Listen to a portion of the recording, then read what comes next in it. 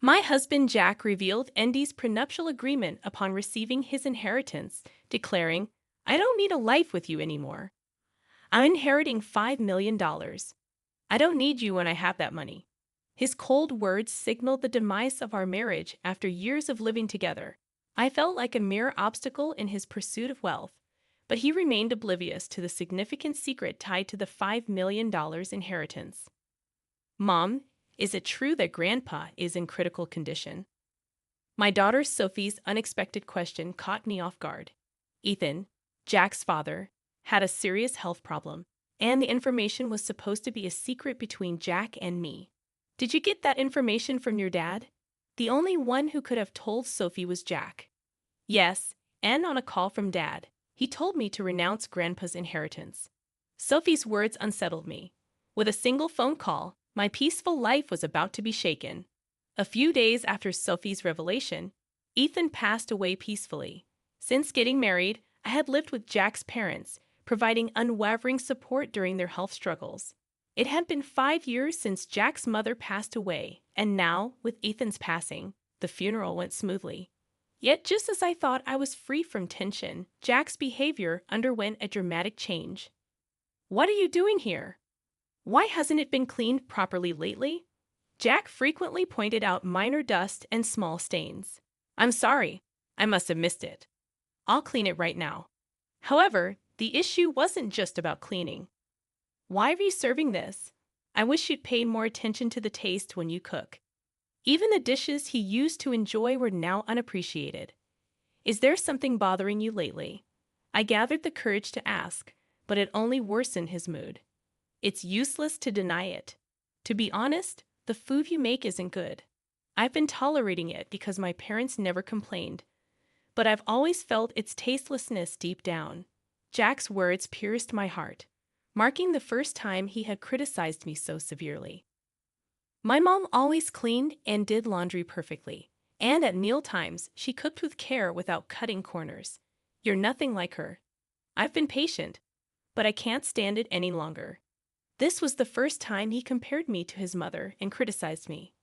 All I could do was deeply reflect on myself. "I'm truly sorry. I couldn't have imagined that he valued my cooking so little." Tears started to flow uncontrollably. "Do you think anything will change if you cry? Your tears mean nothing now. Don't show them to me." Jack abruptly stood up, leaving the house and slamming the door behind him. As he walked away, I called out, "Jack, where are you going? Come back." But it seemed he didn't hear me. My mind was in turmoil, unable to comprehend this sudden change. Until a few months ago, we were a couple sharing everything, holding hands, and navigating life's challenges together. I couldn't understand how we had become so distant. And then I remembered. The call from Sophie revolved around Ethan's inheritance. There was a hint of hesitation in Sophie's voice that night. Jack arrived home much later than usual, and I missed the chance to inquire about it. I wondered if Jack had discovered information about the inheritance and chose to keep it to himself. Attempting to approach Sophie, I questioned why they were discussing inheritance while Grandpa was still in good health. Sophie expressed doubts about Jack's actions and mentioned conveying the same concerns to him. Considering Sophie's words about the inheritance falling into her hands if not divided differently, I couldn't help but recall Jack's recent cold behavior towards her. Doubts crept into my mind. Was he planning to take all the inheritance and abandon me? This thought tightened my chest, and tears welled up once again. In my pain, I became acutely aware of the sounds around me. As the room fell eerily silent, the phone rang suddenly, echoing throughout. Though I didn't feel up to answering, considering the importance, I checked the caller ID. It was Jack's name, the same Jack who had left the house earlier. Answering felt tiresome, but I didn't want to face any backlash for ignoring it, so I hesitantly picked up. "What are you doing? Don't keep me waiting. I'm running out of time." His sudden, authoritative tone caught me off guard. He was indeed stubborn at times, but yelling without reason was unlike him. Shocked by his changed demeanor, I let out a slight sigh, hoping he wouldn't notice. "What's wrong? Is there a problem?" I asked. "I have something to talk about. I'll be home soon. Stay home and wait for me. His voice sounded noticeably colder than before. I replied with a brief okay and promptly hung up. Looking at the clock, I realized more than 3 hours had passed since Jack went out. Overwhelmed with confusion and pain, I hadn't noticed the time. After a while, I heard the door open and Jack's footsteps. A sweet scent of body wash, one we didn't use at home, wafted from him. That unfamiliar smell intensified the pain in my chest. I'll be straight, it's over. I want to end our relationship. As a token of gratitude, I'll give you $220,000. I'm genuinely tired of you not managing things at home. I want to live peacefully in my old age, he declared. Linda, who had dreamt of a peaceful old age, now faced the shattering of that dream by none other than Jack. Why are you? Her words trailed off as she searched for what to say. Jack looked at her with a smug smile. At that moment, a bright ringtone from Jack's cell phone filled the room, an unfamiliar tone different from his usual one. To Linda, it felt like this unusual sound hinted at communication from a specific individual. I'm sorry, but I haven't finished my errands yet. Linda sensed a slight softness in Jack's voice, different from how he usually sounded towards her. It felt somewhat kinder and more intimate. Furthermore, the sweet scent of body wash, the unique ringtone, and the change in tone hinted at something he might be hiding. Linda knew it, whispered quietly. After ending his call, Jack looked down at Linda with emotionless, cold eyes. My intentions haven't changed. I want you to sign this document. I'll contact you later. Make sure to have it signed by then. I don't plan to come back to this house. Remember, this house is now yours. Without uttering another word or even looking at my face, Jack headed towards the door. What did our long marital life of 40 years mean? A few days later, I found myself at a lawyer's office gathering information about Jack's actions and Ethan's inheritance. When I explained it to our daughter Sophie, her complexion changed. It was painful to reveal our mistakes to our daughter, but out of love for me, Sophie shed tears and showed strong determination to confront Jack. She introduced me to a lawyer to support us. Hello, I am Robinson. I will be handling your case. I will support you to the best of my ability. The woman named Robinson, sitting across from me, seemed to be in her late 40s, exuding a calm aura. Her neatly groomed hair and professional attire provided reassurance. I'm truly sorry for approaching you suddenly. My name is Lily Johnson. I'm a bit nervous since it's our first meeting under such circumstances. That's all right. I have already received some information from Sophie, Robinson assured me. Based on what I'd researched and the information Robinson separately gathered, we verified the facts. My husband didn't have any siblings, so if Sophie renounced the inheritance, the substantial fortune of about $5 million would all go to him. We also uncovered an important fact about his affair with a woman named Jennifer through joint investigation. How do you intend to proceed from here? Mrs. Robinson asked in a gentle tone and soft eyes. Thank you from the bottom of my heart, I said, appreciating her. After exchanging fees and a brief discussion, I quietly left the office. 5 days later, I received a call from Jack proposing a meeting at a quiet cafe. I arrived a bit earlier, choosing a seat by the window to enjoy the calm outside view. When Jack and his new girlfriend Jennifer walked in, he smirked with a sense of pride. Are you prepared for the divorce? I was a bit surprised that this was his first statement. It seemed he's convinced he's in full control. Is this your new associate? I hadn't expected him to bring her to such an important discussion, and I was astonished at his decision. I wondered if he was the man I once deeply loved, or had he changed because he cheated, or was he always like this? I couldn't tell. Are you Jack's wife, right? My name is Jennifer. I've recently started dating him, she said. Her sudden smile left me grappling to grasp its meaning. I've read a lot about you from Jack. Seeing you in person, you too look a bit aged. I wonder how Jack endured all these years. I feel a little sorry for him. Indeed, Jennifer seemed to take great care of her appearance, looking much younger than her actual age in her 60s. Compared to her, I might look my age, but I couldn't accept the way she phrased it. Jennifer, it's those tendencies of yours I warned you about. But indeed, if it were me, I would cherish you more, she continued. I know, Linda. I don't want you to overthink it anymore. I just want you to file the divorce papers, Jack interjected. I was taken aback by Jack's expected attitude. Hold on, there's something I want to discuss. A hint of confusion was evident on Jack's face. What are you getting at? Is it all about your father's inheritance? Is that why, after all our years of marriage, you're deciding this? I wanted to know the truth behind all these events. I can't see how my father's inheritance and you are related. That's solely my father's. I've heard detailed stories about your father's vast inheritance from Sophie. I know how much it's worth. So what? That inheritance isn't for you to take. But I'll answer. Actually, more than the inheritance itself, the end of taking care of my parents is one of the reasons I want to part with you. Just a caregiver role.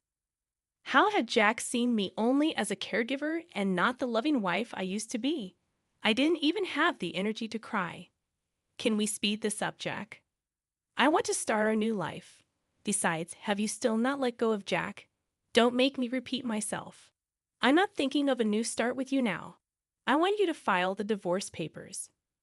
Waves of emotion struck my heart with intense anger and deep sadness. My hand quivered slightly. Taking a deep breath, I pulled out the divorce papers. But my name isn't written yet. The situation isn't settled yet. To hand it over, I asked, you remember promising me the house and money, right? Yeah, I did say that. I'm a man of my word, so I plan to give you the house and money. His response surprised me. You say you're kind. But a truly kind person wouldn't just use their wife as a mere caregiver and then abandon her. So I'm demanding rightful compensation of $30,000 and the rights to the house. What compensation? When we talked about money, it was supposed to be $20,000. You always nitpick at the very end. Your attitude of trying to pay me the absolute minimum is so obvious. But the difference of $10,000 means a lot to me, so I think $30,000 as compensation is fair. Your girlfriend, it's Jennifer, right? I thought of claiming from her too, but in lieu of that, I want to settle for $30,000. And I intend to sign the divorce papers right here in front of you. Unexpectedly, Jennifer commented, $30,000 should be fine, Jack. Pay it if you're satisfied with it. With her statement, Jack finally accepted the alimony of $30,000. Now we need Jack's signature on the land title change document Mrs. Robinson prepared and the notarized alimony agreement. Jack looked surprised by my preparations, but I calmly said, I have a life to continue to, easing his suspicions. We took out our respective seals, lined up at the designated spot, and Jack smiled as if he anticipated something. So, Linda, will you sign the divorce papers right now? Understood. I agreed, saying, here's the divorce paper. As I carefully wrote my name and firmly stamped it, Jack couldn't hold back his laughter and burst into loud guffaws. With this, you and I no longer have any relationship. Also, I have something to tell you. Actually, I'm set to inherit $5 million, so I didn't need someone like you anymore. Thanks for the divorce. What a foolish ex-wife you had, letting go so easily for just $30,000. It's surprising. Behind me, as I left, the loud laughter of Jack and Jennifer echoed. I hurriedly left and headed to the city hall. My only goal now was to complete this procedure as quickly as possible and sever ties with the two of them completely. They might be laughing happily now, but I wondered how long their happiness would last. A month later, I quickly sold the house I received from Jack, prepared for a new life, and decided to live near my daughter Sophie, who planned to start her life near her husband's parents' home.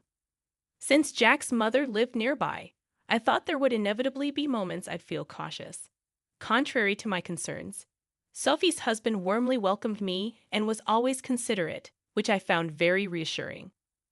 My daughter Sophie seemed angry at Jack's actions at first, but when I told her a certain fact, her expression changed completely, and she smiled brightly. I had a hunch that Jack would soon realize my plan. As proof, I deliberately didn't change my mobile number. The day that intuition became a reality came sooner than I thought.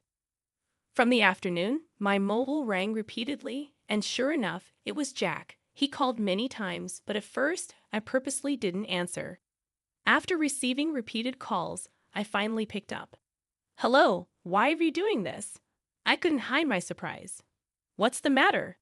"You called out of the blue, raising your voice. What's the problem?" "Where are you right now?" I thought he might have visited the house we used to live in. But in reality, that house had already been sold, and the new tenant might have moved in, or it could have become an empty lot. Considering this fact, the image of Jack's panicked demeanor surfaced in my mind, and I felt a little sorry for him. "Since we've decided to divorce, there's no need for you to be involved anymore. Where did Sophie go?" "I can't find her." It seems he went to Sophie's previous house. Of course, she wasn't there. I managed all the information and procedures related to Sophie's husband's family home, so Jack had no way of knowing. He seems to have hit a dead end and contacted me. "Yes, actually, Sophie has moved to a new place." "Why didn't you tell me something so important? Moreover, did you know about that too?" It seems my husband finally realized the truth. By that, are you referring to the significant hidden debt that Ethan had? Actually, when I investigated Ethan's inheritance in detail, I was shocked by the amount of the inheritance. But at the same time, I found out about a considerable hidden debt. Probably, while he was alive, he estimated he could repay the debt with about $5 million and hid that fact from us. However, he passed away midway through repayment, and the hidden debt was left neglected. And when you officially receive an inheritance, you are also obliged to inherit such hidden debts. Jack was blinded by the allure of easy money and neglected thorough verification and investigation. That was his big mistake. "So, I have a question. Did you really know about my dad's debt?" Jack asked. "Information is easy to come by. It becomes clear to anyone with a little search. That's why I noticed it." I imagined Jack turning red with anger on the other end of the phone. "Anyway, what about the promised money?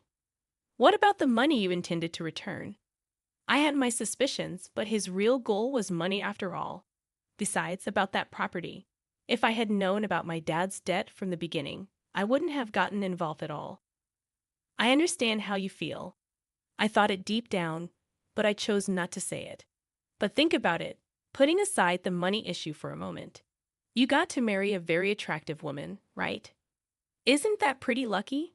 Of course, I don't know if Jennifer chose Jack because of his assets or if it was truly love. As soon as Jennifer found out about my debt, she left me. I thought she would. It's exactly as I expected, Linda. Think about it. How about starting over with me? I feel deceived by Jennifer. I just realized now you're the person I really need." The tone of Jack's voice suddenly dropped and became emotional. I wondered if he had forgotten everything he did to me. "I'm cornered. Every day, I'm being rushed by collectors, and the debt I can't repay is piling up. I'm at my limit. I really feel my life is in danger. Help me, please." Even after hearing his desperate plea, I calmly thought, if I were in this situation, would Jack help me?